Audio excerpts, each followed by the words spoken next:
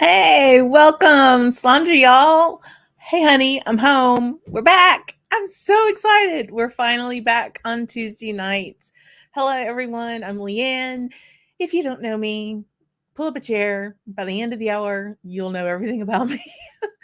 But welcome to Scotch on the Bayou Live on Tuesday nights. We've had a nice summer hiatus, and it's time to get back to business and to talk about whiskey, meet with our friends on Tuesday nights, hang out in the chat.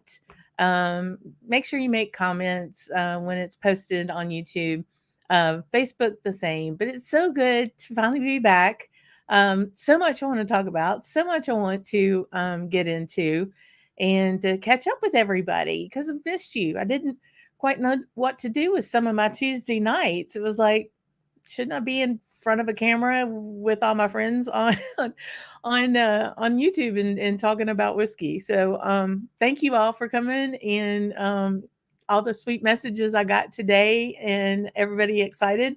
And we've got a good group of folks coming in already. And I see that Jim was here first. Jim Rick was in. Hey, friend.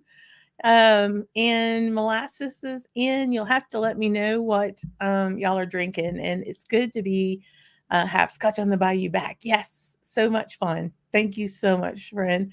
And Kathy, your encouragements on Facebook, I really appreciate it, y'all. Thanks so much.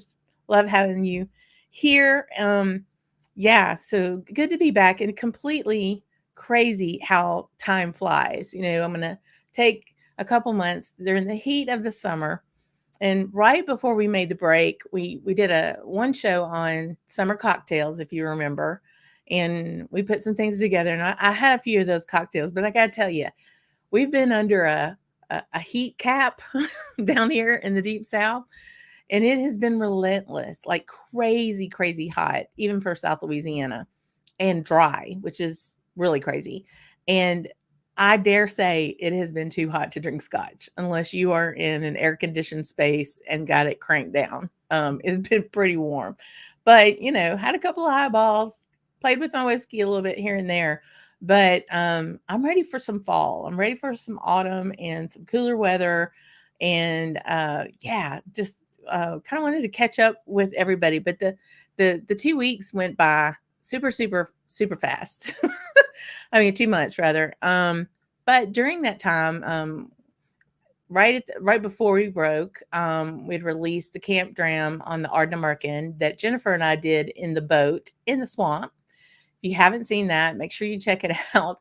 Um, our wildlife has been making some cameos in my videos. That particular one, there's a particular peanut gallery of bullfrogs that is absolutely hilarious.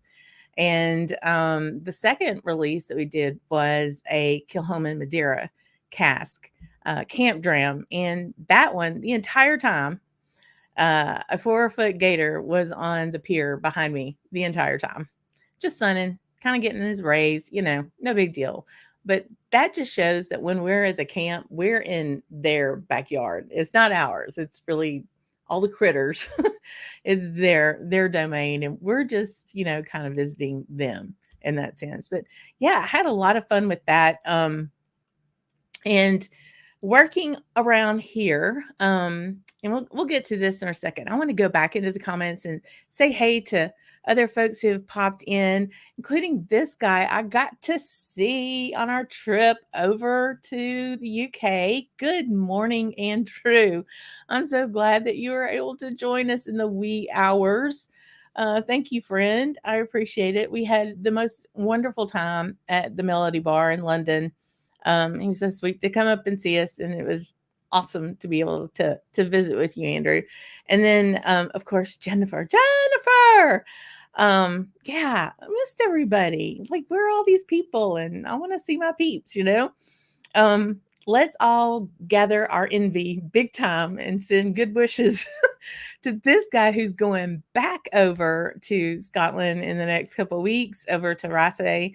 Yes, I'm so excited for you. I've already been talking to Alistair about you coming back over, and we'll catch up before you head that way, Gregor, for sure. Time for a dram. follow him on Instagram if you don't already, and you can live vicariously through him as he goes again through Scotland. Really great to see you. Chuck's here. Hey, Mont Minion. Yay. Thanks, Chuck, for being in. And another transcontinental person who's up even earlier in the morning. Good gravy. Hoagie, great to see you, friend. I hope things are doing well in Berlin and you're doing great. Thanks so much for being here. Yeah, you and Andrew are just a mess to get up this early, I swear. Robson, hey everyone, and Stacy, 4-Leaf Whiskey. Make sure you follow her. She and I are going to be talking about American Irish style whiskey in a couple of weeks, so you don't want to miss that for sure. Super excited about what's going to be coming up in the lineup. We've got some really cool things that are booked. September's completely booked up. Yay. And working on some slots in October and November now. And I'm really stoked. I'm so stoked about the season. It's going to be great. Hey, Matt, good to see you. Welcome back. We missed you. I missed everybody. And this guy just got back from Scotland too this summer. And I'm so proud that he got home with all the bottles that he was trying to get back to the Pacific Northwest. That's for sure. Oh, and look, it's Whiskey and Wine Trails. Awesome. Thanks. Thanks for being here. And yes, a big old salon to y'all, Martin. Thank you. I appreciate you being here. That's awesome. Yeah, so the summer went like super fast, right? And so I wanted to make some changes. So I do need some feedback, if you will. You may see like this whole thing looks a little different.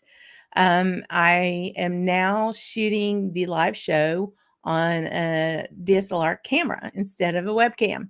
So I would love feedback on that. I think I'm still tweaking with the lights a little bit.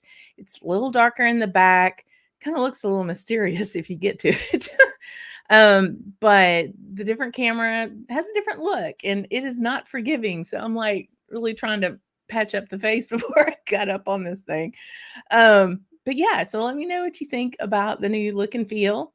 And if you notice, just over my shoulder, we have a new addition to the studio. And this is something I've been working on for a very long time. And it is the new Scotch on the Bayou sign. And it's not just a piece of wood with the logo on it. I really kind of want to talk because, Scotch on the Bayou is about the whiskey, but we are also about the life in Louisiana. And this is a very big Louisiana thing. And this wood came from a camp friend down in Bayou Pigeon, Zach Miller, who deals with sinker cypress.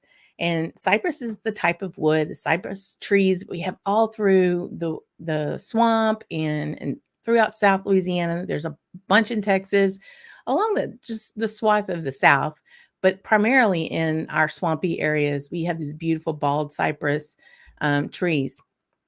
And occasionally they will fail and they'll sink in the swamp. And they are kind of like nature's treated lumber. They really don't rot. They have great characteristics of being able to be preservative. And for example, our house, when we redid our house, we used reclaimed cypress that was from 100-year-old house. So we grabbed that to make the cabinets in our kitchen.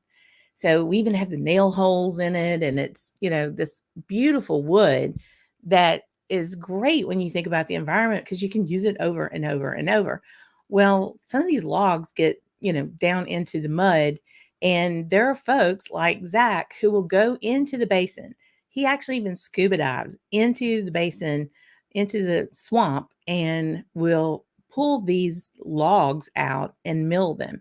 So he gave me this gorgeous piece of wood, and we call it a pecky cypress. When you'll see on the very edge there, like some of it has kind of deteriorated and rotted away. It just adds to the character, right? It just adds to the rustic and the environment of South Louisiana. So very long story short, this is Sinker Cypress. And then I found a new buddy, Damien, who lives just south of Lafayette. and he was able to get the logo and put that in that my brother designed for me. So I'm so very happy to finally have my Scotch on the Bayou Sinker Cypress sign there, and I'm super stoked about that. So might have to give it a little bit more light.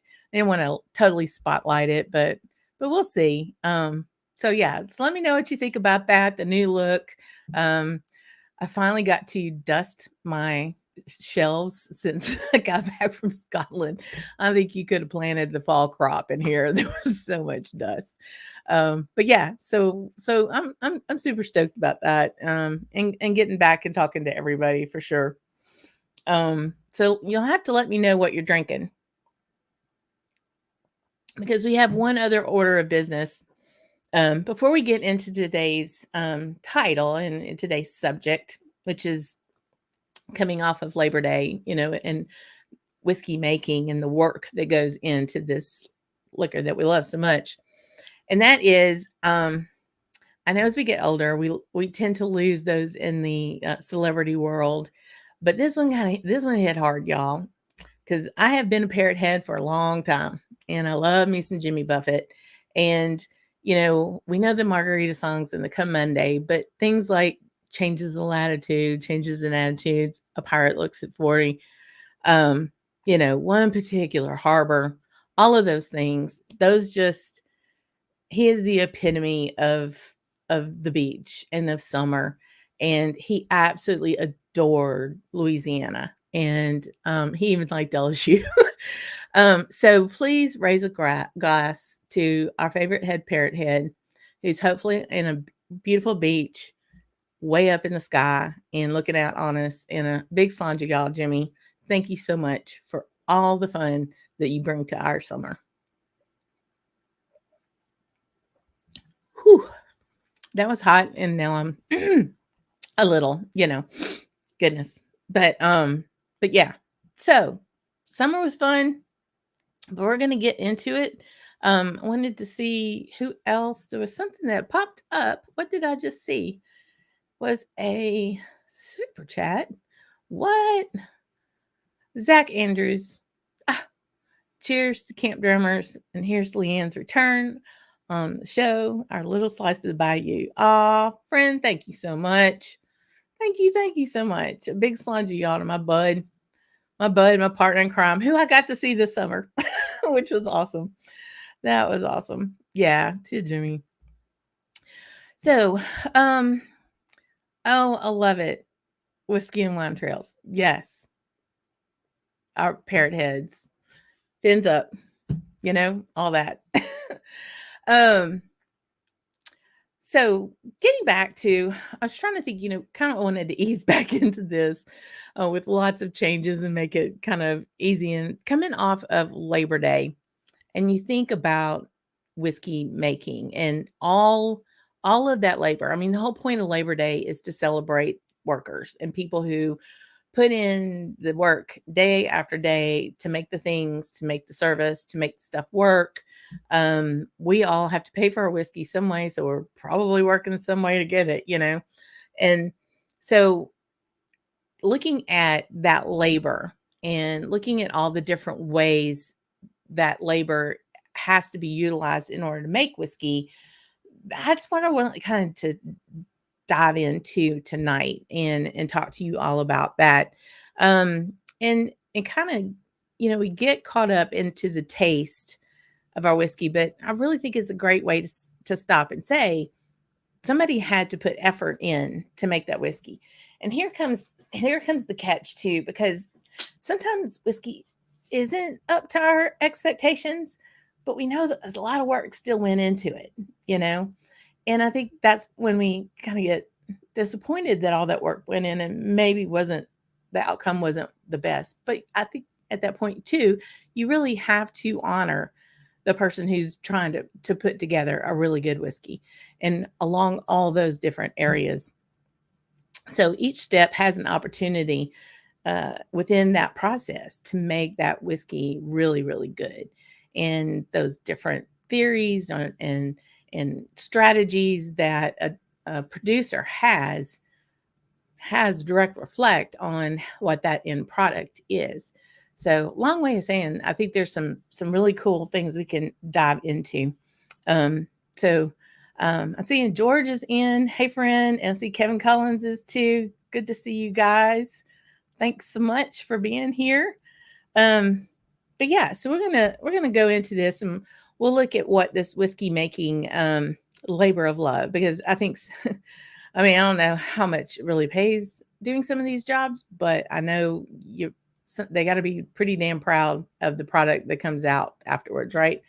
Um, so looking at all of those areas that it takes to make whiskey, between the malting, mashing, fermentation, distillation, um, the time that it's maturing, the time that then you have to figure out, take this one, put it together, and what are we going to get?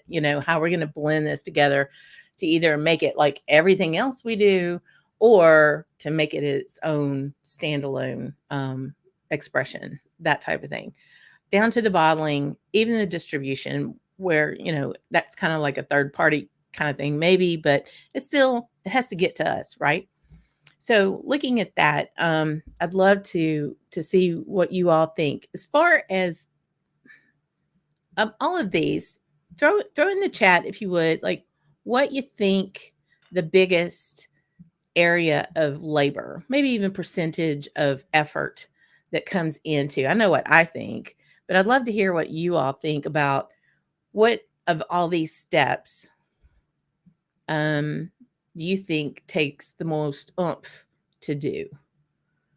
I'm going to go through some of these comments that I'm seeing here.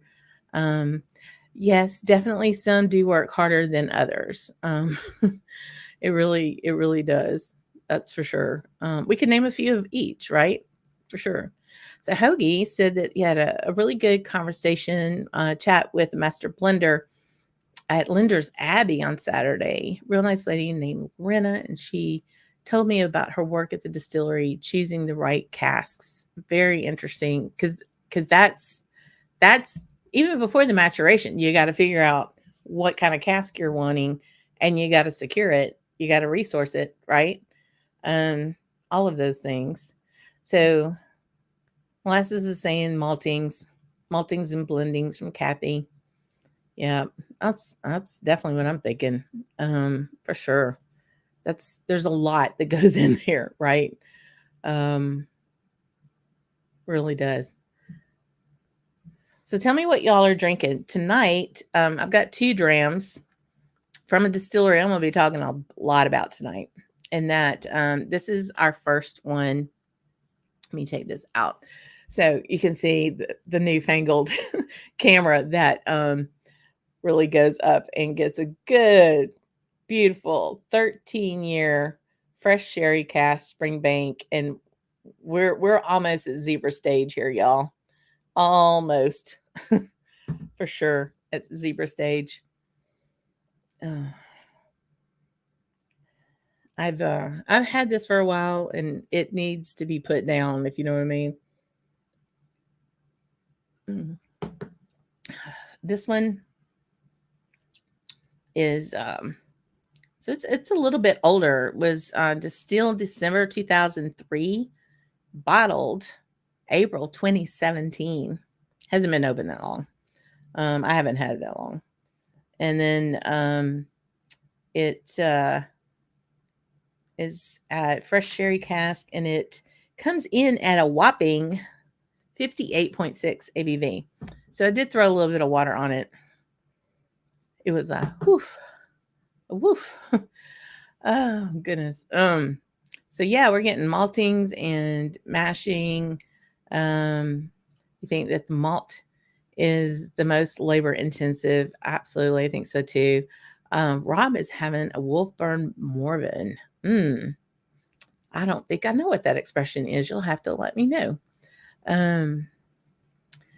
Hoagie's saying distilling was once very labor intensive, but nowadays with the right formula have been mostly done via computer. A lot of places were still doing computer, and then there were still a few that were just like winging it and looking at. I mean, I say winging it, but they were looking. They were still doing their cuts by hand and things like that. it was interesting to see the difference between those who had a full-blown, um, distillation control center, which the company I work for designs those things. So I was walking in going, I know exactly what that gizmo is on the wall. I know exactly what control panel that is because my company, designs the systems that use that material and that equipment. But then there were the other ones that were writing in a ledger and temperatures and deciding when they were going to make the cuts and what the relative humidity was that day. And it's like, wow, this is pretty interesting. Hey Pam, great to see you. And she's got another wolf barn. I was here for wolf barns tonight. Must be into the night. Carry over from the supermoon, maybe. I don't know. The aurora. It's a distillery I want to learn more about because we just don't see it a whole lot here. And hey Faz, great to see you. Just enjoying your lunch and listening in. Wow, you're way far east then. Well, thanks for being here. I really do appreciate it. And speaking of someone who I know is in Tokyo right now, hey Brad Murphy, you've been a whirlwind from New York to Scotland, Ireland, and London, and now in Tokyo. So thank you, friend, for joining in. I really do appreciate it. Um, Harvesting the peat doesn't look quite easy. So, yes and no. Even that's automated in some places. But hand cutting peat is really cool. Highly, highly recommended from the champ of the Whiskey Academy peat cutting contest. But yeah, I would say that is a fun thing to do, and it is very labor intensive, and it takes a long time because when the peat is cut, then it has to dry out, and then you have to take it and haul it, and and that kind of stuff too. So yeah, it's a lot. There's a lot of moving parts to that as well. Faz is saying from as a distiller who's doing everything from buying the grain to bottling, I can tell you it's cleaning. Cleaning. We need to put cleaning on the list. Oh my gosh. How could I not think about that? But you're right. I mean, as far as getting in and around and making sure between different types of things that you're going to distill, that absolutely sounds like it. Jennifer was talking about loving to see how the hydrometer bobbing up and down in the new make until they finally take final gravity. Yeah, it is so nerdy. And but that's why we're all here, right? Because we're all nerds at heart. Absolutely love it. Hey, Sugar Kitty is here. Awesome. Thanks, friend, for being in. Yeah. So Rob, you've got is the Marvin is the lightly peated. Nice. NES and CF. Nice. Very good. Wonderful. And another one of my buddies from I have woken up the European continental group, I suppose. Thank you so much, Graham, for being here. We got to meet Graham too when we were over in Scotland and spent an afternoon at the SMWS with him in Glasgow. Was so fabulous. Yeah, cleaning, man. Talk about that would be a great dirty jobs episode to clean a still or clean a mash tun. Oof. I think Foz could probably tell us quite a few things that might not be fun to clean in a distillery for sure. For that. So let's kind of get into each of these and we'll kind of go through because this particular one that most everybody was kind of throwing in there, I think is a big pull on effort, and that's malting. So all of these pictures came from my time at Springbank, and as you know, Springbank does all their maltings for Springbank. They are pulling some things in for Glengyle for Kilkerran. But they do all their floor maltings. Also there, when we went there, I got to go to Glengarry, and Glengarry is starting to do floor maltings as well. And to the point where they're going to try to get at least 25% of the malt that they use be their own floor maltings. So that is a big change. We know about Lafroig. Kilhoman does floor maltings. There quite a few are still doing, well, not as many, right? So you have those distilleries that are doing their own maltings, and then you have those who are buying commercial malt ready to go into the grist mill. So for those who aren't buying that commercial, you've got hauling the grain, getting the grain hauled there. You're having to steep it, top right picture, into these big, huge steeping tanks, which not only takes time, but takes attention because it has to be turned, it has to be moved. Then once that's drained, then you're hauling it and you're putting it on that floor. You can't just leave it there. You got to turn it. You got to work it and aerate it and make sure that it's just going to get to the point where you get the sugars where you want it. And then you have to stop that germination, right? If you all got to see Roy's show last week when he was at Springbank, because he and his buddy Bill, was it I was trying to think who was someone else got to go through the Springbank School, which I would love to do, but considering the waiting list is so long and actually shut down right now, probably not going to make it. But they talked. Please go back and watch that if you haven't already seen it. It's so good and so much information because we all love these Springbank bottles. We do, right? But their capacity and how much they're able to make depends on so many things. And most of that just absolutely surrounds the capacity of their maltings and how they're going to be able to feed the beast, if you will, with enough malt, making their own maltings, that they would be able to increase that capacity. And the number of people, I remember Roy talking to Finley and talking about how many more people they have employed to be able to get all that done, and then, haul it all up, bottom left picture, into the kiln to dry, so that's very, very labor intensive. Hoagie, thanks so much for being here and jumping in. All of my UK European Union folks, thank you for getting up in the middle of the night to come and say hello. I do appreciate it.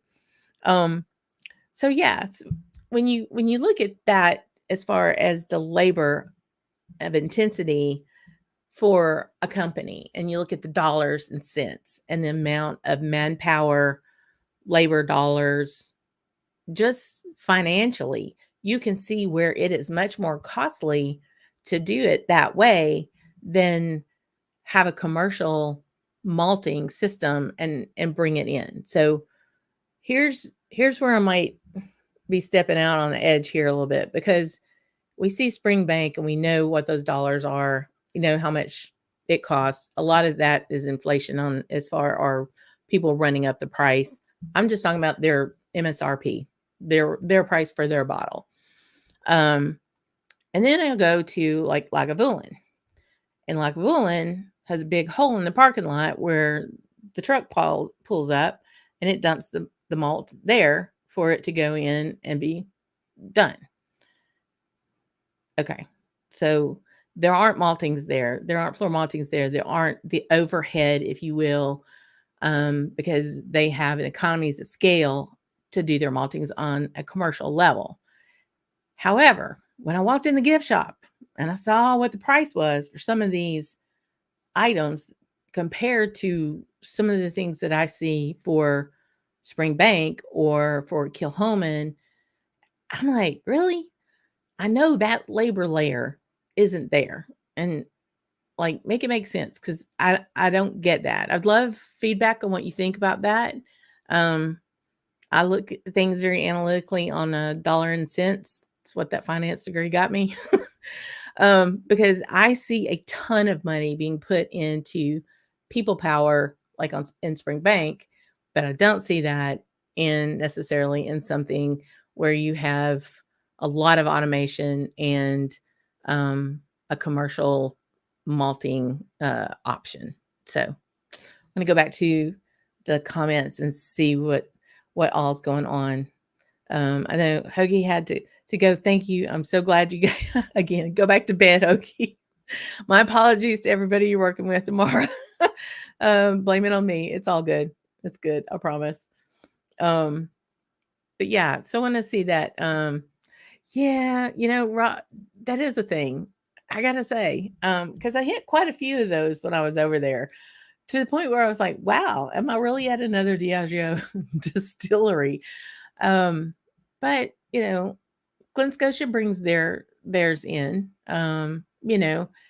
But they had a ton of people. Like, I mean, I still saw a lot of people there. I don't know. It's just one of those things where you see how much goes into making that. And I think too, when you look at capacity, for sure, Lagavulin putting out a whole lot more than Springbank. Again, the balance sheet is not anywhere close to being the same. But I also know what my preference is, and I know what I have more of than the other. So I don't know. Does that equate to more people equate to better whiskey? I don't know. So Zach is saying that they charge what they do so that they can be perceived at the level of luxury. I, I, I ain't no lies there. I don't think, which I have to say, I think some of these distilleries are kind of forgetting about who brought them to the dance, if you know what I mean. But I'm just saying, and again, another Diageo kind of thing, people will say, the enthusiast can get a distillery on the forefront, and then things change to where they're kind of carved out of the market. And that's terribly unfortunate, but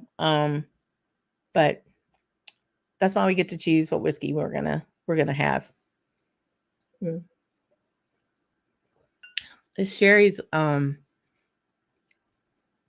it is super, super dry. And even with a good dose of water, it is still pretty hot on the uptick. On that finish, it just keeps on going. It's more like so this is definitely Oloroso, but it's not nearly as sweet as you would kind of think of a sherry.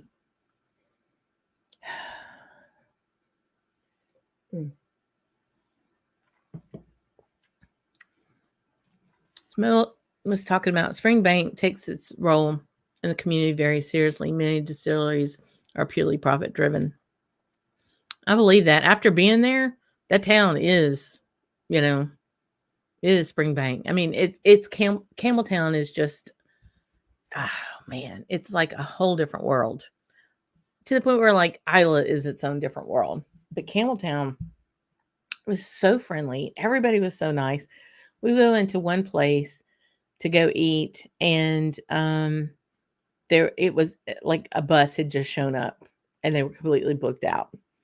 And the guy just said, "I'm so sorry." It wasn't even, "Hey, it's a 2-hour wait." It was like, "You're not going to be eating here tonight."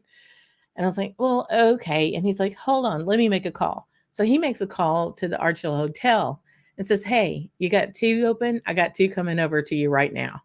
I mean, it was just that kind of thing. When I was at the distillery, everybody everybody who I encountered was so very friendly. But yeah, I mean, it is not just a job there. I think it's a calling for most any of those distilleries, especially those in Campbelltown. Just I got such a sense of community there. So you are so totally on it there, Molasses. Absolutely. Graham saying some of the other distilleries like Brooklotti are looking at doing some of their own maltings, probably using small drum maltings rather than the floor. Takes a lot of real estate, right? And that is what they said about Glengyle too. Yeah. So And I loved how they mentioned about rearranging things to get more cask on premise, but a part of that too was like, you're not gonna. That's a whole lot of real estate to do floor maltings. And even in Glengarry, when we went there, I think they're like 4 levels high, and Ardmore, same thing, I mean, they're all, it's not just floor on the ground level, they're multi tiered. Um, so yeah, but even on a smaller scale, doing their own and kind of creating their own take on that, right? Um, very interesting. Um, yeah. So another point on that labor, y'all, we're just on maltings. We're gonna be a little bit. I think this is the biggest category though, right? If Brooklotti gets the maltings up and running, they'll incredibly extend their claim as the largest private employer on Isla. Absolutely. Um, yeah, that whole side of the island is just buzzing. It's just unbelievably gorgeous, and you can tell people when you walk into a distillery and the first thing you see are the pictures of the people who work there up painted 2 stories on a building. That kind of tells you where they have their center focused. So kudos for that. And this guy, Gregor, Campbelltown is even more exciting for us, right? Since we are witnessing the rebirth and renaissance of the entire area. Absolutely. And I'm going to tell you when I was there about that, I asked both folks, because we didn't get to do much at Glengyle, of course, because they were in shutdown. But I asked folks at Springbank and at Glen Scotia what they thought about, the expansion of the different distilleries and coming into Campbelltown and, going from this 3 or 2.5 to more distilleries. And there's 3 or 4, I think, that have already been approved, plus some more that are being planned. And they were all excited about it because they wanted the area to grow and get stronger. But what I'm more, and I know you're with me, Gregor, I know you're with me. I'm so super stoked about Macahanish. I mean, I had fantasies of winning the $1.2 billion Powerball and calling Alistair Day up and saying, I'm in. I really, really did. Because I'm so excited about what they're going to do there in Campbelltown and considering what they've done at Rassay. I just think that is going to it's going to be off the charts. And I'm so super stoked about that. Yeah, absolutely. Yeah. So from maltings, let's go. let's go as we can through the process of making whiskey. And from maltings, we go into mashing. And this has got to be where the dirty job parts comes into. uh it is amazing because so I would pick, 2 of the biggest open ton mash tuns that there are. Actually, I think the one at Berglotti, since we're talking about Berglotti, that thing is a monster that they have there. Bottom right is at Glen Scotia. The middle at the top is at Springbank. And yes, I did stick my finger in that and tasted it. And then bottom left is at Glengarry. So, which is such an anomaly. It's so ancient, but the things that they've been doing to upgrade it, it has like ancient and state of the art. You'll go around one corner and you swear to God the building's going to fall down, and then you turn another corner and it's all brand new, spanking gorgeous. it's really kind of crazy. But, getting that in there, you have to deal with water sources. This is where all the influence of the whiskey here is interesting because, you're cooking it down. You got to have made those starches where you want them to be able to pull out all that sugar you can to get it going. Just the idea, the amount and effort that it takes to get rid of the draft, and get that off for cattle feed. That's another big one. Yep.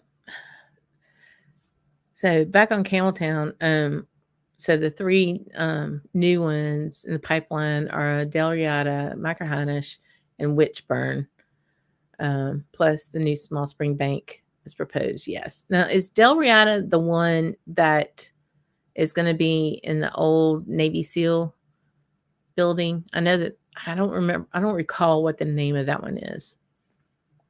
I just thought that was very interesting that they would have that there. Yeah. So going from there, and then we get into fermentation. And of course, this part really has a huge impact on taste, I think. But labor wise, I mean, you got your wort in there, and you put your little yeast beasties in, and you let nature take over, right? With some monitoring of temperature for sure. Um, but yeah, so left is Kleinleash.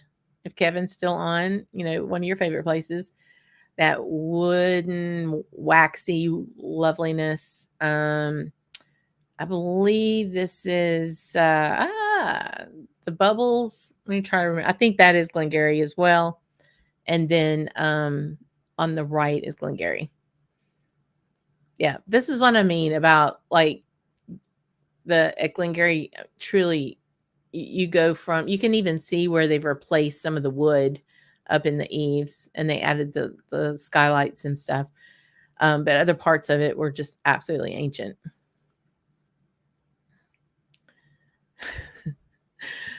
Oh, Gregor. Del Riata's branding is horrific. Looks like a Mexican restaurant signage. Not a good way. Says the professional designer. So it's a North Star development in the center of town. Witchburn is the one at the airfield. Okay. So Witchburn is going to be out by towards the airport then. And then Macahonish is basically between the sea and the airport on the farm. So it will be overlooking the sea. Golly, I can't even wait. Can't even wait. Ugh. So yeah. So going through that, and then we get into distillation.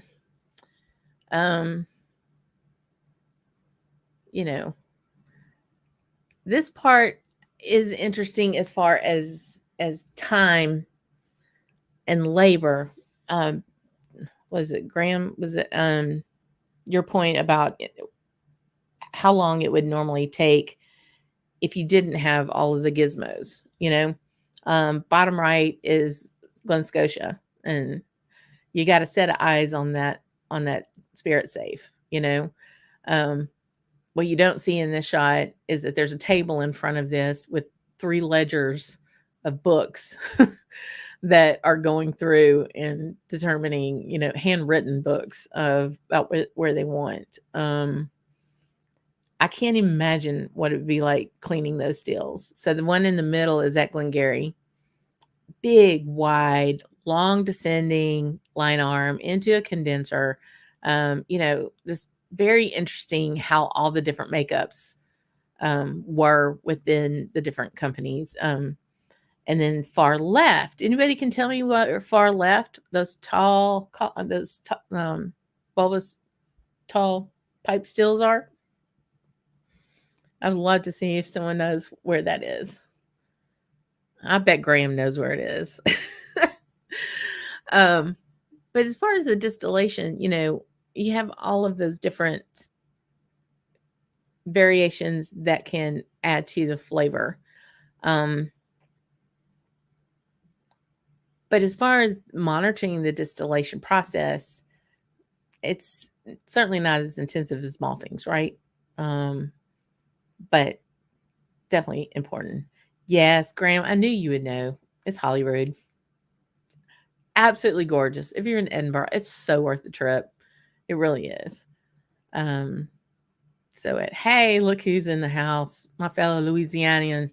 Good to see you. You're on the drill ship out in the Gulf of Mexico. Oh, making gas for us, friend. Thank you. Yeah, molasses. There's a Witchburn Street in Campbelltown. And when we turned on to get to where we were staying, I was thinking, Huh. Sounds like we had a little issue here at one point. Had to go take care of some things. But yeah, it's very interesting. Adds to the lore too, right? Absolutely.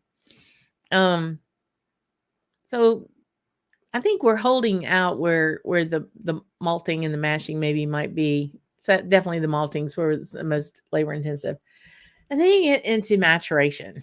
And there's all kinds of things as we talked about too. When Hoagie was talking about Linder's Abbey, you've got to figure out where this cask is even coming from before you get the casks.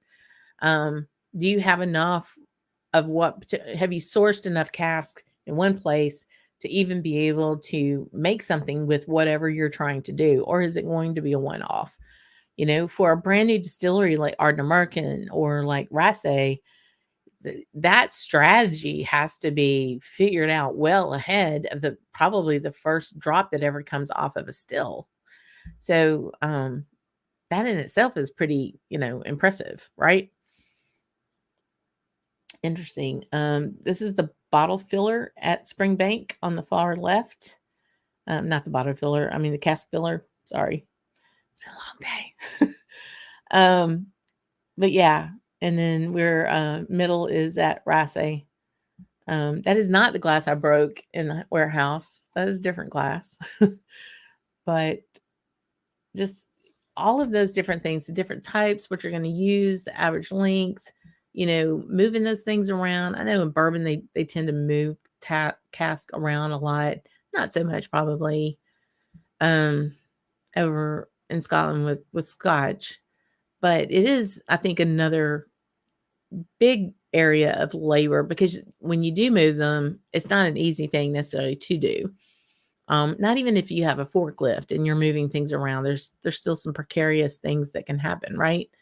So yeah, I think that's a pretty big one for sure. Yeah, man, y'all went, huh? To Holyrood, cool. Love their spirit for experimentation. They are mad scientists playing with yeast and grain, man, right? They're just all over. And yes, Graham, I just need a drop or two. If you can score, I've already talked to Rob Carpenter. He's like, Lee, I'm so sorry, it's not coming to the States. I'm like, of course it's not going to come. Their first release is not going to come to the States. But yeah, just like a thimble full, just a wee thimble full. Hang on to that if you grab that. I would really like to, because I'm super stoked about them being able to finally put their whiskey out. They're such good people. I really enjoyed meeting Rob and Kelly back in January at the Victoria Whiskey Festival. And then they were so kind to meet with me at the distillery in May when I was there. So yeah, I'm super stoked about it. But I'm going to tell you what, their new make makes a hell of a good cocktail. So I don't know, Matt, did you bring any of their new make home? I don't remember if you were doing that. Andrew, yes, go. It's gonna be a gorgeous time to go to Holyrood. And the bus is like bus drops you off, I think like at like 2 blocks from there. It's a piece of cake. I will say for a flatlander like me, that one hill, I didn't take the bus. I took the bus to one place and then got off and walked up a hill that I was like, wow, this is a hill. But yeah, um, thank you. I knew you would take care of him, Graham. That's right. But yeah, Andrew, you'll love it. It's really, really pretty.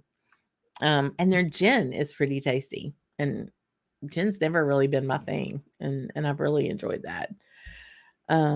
Goodness. So yeah, okay. So we're getting from maturation. Let's get into blending. And this is where y'all, I have gone down the rabbit hole ever since the barley to bottle experience at Springbank. Oof. I what I want to do is like gather some of my single cask, and start playing with whiskey and just blend a small bottle. It doesn't have to be a big bottle like we did here. It can just be, a 50 milliliter bottle. I mean, 50, milliliter bottle, just something small. But taking and tasting all these 6 different expressions. And for it's so tiny you can't read, but we had a first fill, a refill bourbon, a rum cask, a Madeira cask, a Sauternes, a port, and let's say, wait a minute. Let me go back. It wasn't Madeira. It was refill bourbon, rum, Sauternes, port, first fill sherry, second fill sherry, or second fill, and then first fill in order. And so tasting all of those and trying to figure out, okay, what is it? How am I going to put these in proportion to where it will be something that I want? Like, so do you think about what you want the end game to be? And then you figure out, okay, how do I put a particular taste for each of these together, taste and nose for each of these together to hit that? Or do you just start mixing and hope for the best? As a novice, that second one may be the route to go. But as much as I mean, Sauternes is a Sauterne cask is, I could kind of take it or leave it on most days. The rum was a little too sweet for what I wanted this to be. And so those two stayed on the table. I didn't use those. I ended up using primarily the refill bourbon and the refill sherry. The refill sherry's nose was incredible. Absolutely incredible. I used some first fill sherry and then a little bit of port to knock the sweetness over where I wanted it. So it's been sitting since first week in June in that bottle. I'm still not ready to open it yet. But talk about fun. And it's a great way to be able to play with your whiskey. We all have some bottles that were, a single cask. Go grab that in a syringe, do it on a small scale. And that's what we did. We did it on a very small scale, got it to where we wanted it. And then we poured in proportion to that recipe, the whole full bottle of Springbank. But just do a wee bottle like that. Go find one of your empties and say, okay, let's just play with the whiskey. As far as blending and labor goes, I think it's actually quite intensive because that's a lot of cask samples. You got to get those samples. You got to store those samples. You have to have some organization with that, right? And it's just a whole lot for that. Let's see. Who was it that said that? Let me go back. Making a mess. I'm going to go back up to a couple of these comments here real quick. Molasses says 100% bourbon cask, full stop. Funny you should say that. I'm rinsing my glass out for my next dram. We're going to go a wee bit over. Not too late, y'all. I do appreciate y'all being on. We've got folks on. Doesn't that sound good? So for those who may not know what a cage bottle is at Springbank, it's like this pseudo cage. It's a cabinet with a grill on the front of it. Kind of looks like a cage. But they release these duty paid sample bottles that you can buy, and you have to sign your life away as well. You should. I think you can only buy one a day or one a week or something like that. At any rate, you get in line in the morning to buy a cage bottle at Springbank, and there were some folks in front of me, and they were like, "Oh, I want to get a sherry one. Oh, I want to get this one. Oh, I want to get a sherry." And they were all, just really kind of set on getting sherries. And all I could say, and Mo, this is so you, friend. All I could think was, "Please be a refill bourbon. Please be a refill bourbon."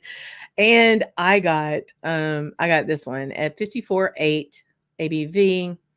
It is a Springbank refilled bourbon, a 14-year-old. And just look at that bourbon-delicious gorgeousness. I mean, there's your bourbon there, friend.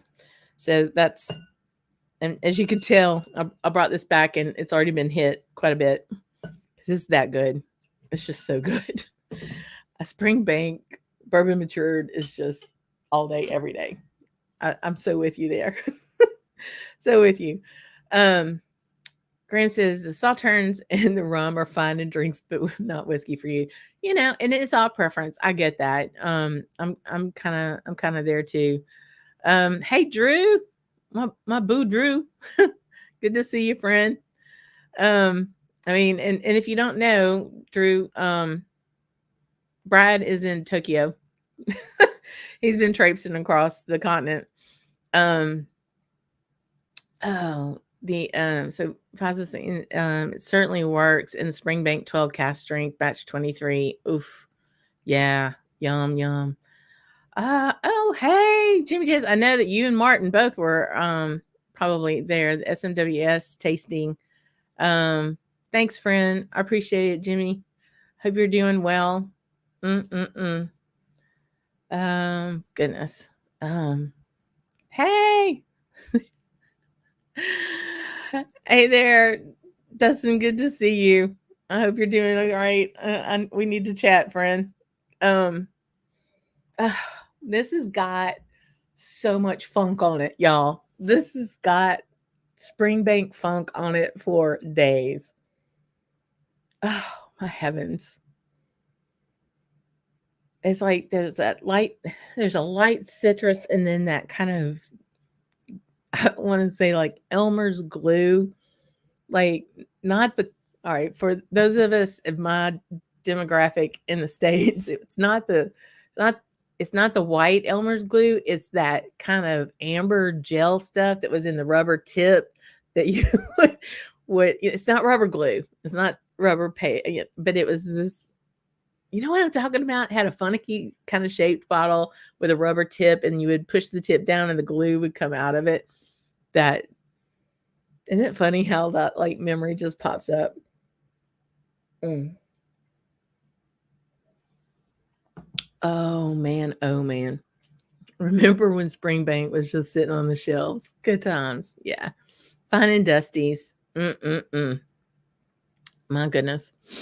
Okay. So where were we? We were at blending, and then, yeah, I mean, we've got bottling and we've got, getting it to us too, right? I mean, the whole distribution, bottling is something that's very interesting to me because it's interesting, like who has on-site bottling and who farms that part out. And I think a lot of that has to do with logistics and economies of scale too. But for the most part, I mean, even some of that is labor intensive. Adding a label, even if it's kind of automated, depending on which ones. I just remember being at Kilhoman and watching people in the bottling line and then adding, the label to it at that time. And yeah, upgrades are made and things like that. But it's interesting to see how many hands. I mean, you think about how many hands came in to touch this and make this, touch the things that ended up in this glass, it, to a point, it has to be a labor of love, right? I mean, it's just, that's a lot of work. Mm. A lot of work. It's so good to see everybody. So this is called Jones in the system, Graham, is when you take people from your family, including their kids, and they get their bottle for that day. Yeah, I believe that. I believe that. You know, it is getting funky on the water.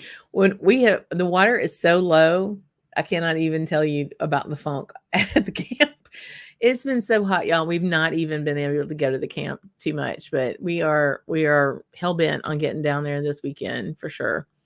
Because I just I miss it so badly, but it's just been 105, 102, 105 degrees with our humidity, even though we have, it's been pretty dry. We're talking like 112, 115. it's unbearable. We don't even let our dogs out for very long, because of it. So hopefully, just praying for a cold front. Canada, send me one. Send me something. Send me something for sure. Yeah. It's so good to see everybody. But yes, we're going back at it. I'm so stoked for the upcoming season. I keep saying it's the new season of Scotch on the Bayou Live. I even got a note from Roy today. I was like, welcome back. And it's good to be, it's good to be back and to see you all that I've missed so much and I get to relive my time. And Graham again, you, Andrew, Hoagie, those that get up in the crack of dawn to come and say hello. I so appreciate that. We're going to be doing some really cool stuff. Going to be doing some interviews that we're going to be intersplicing into some of the footage that I got. When we went to Scotland, I wanted to be in the moment, So it's not like I ran 30 minutes of B-roll at every place that we went because I wanted to enjoy it and try to bring some of it back for the channel for sure. But it's this is not a high quality production unit. This is me. But I know how to have a conversation, even with myself sometimes. But being able to talk with people and to have that type of conversation, even long distance and virtually, we're going to be putting some things together with some of that footage and images that we had from our trip. Coming up too, we're going to be concentrating a good little bit on American single malts. And I'm super stoked about that. Louisiana Bourbon Festival is coming back up in October, and I'll be doing a session there about American single malts. That audience is primarily bourbon folk, and you got some outlier ryes here and there, and some Scotch folks. But for the most part, American single malt is really coming up in the category, and there's a lot of misnomers around it. So we'll be concentrating some of that on here on the channel, as well as having some interviews. So we've got an American single malt company out of Texas is going to be joining us in a couple of weeks, which I'm super stoked about. We're going to be talking about Irish style American made whiskeys. So Stacy from Four Leaf Whiskey is going to be here with me to talk about that in the coming weeks.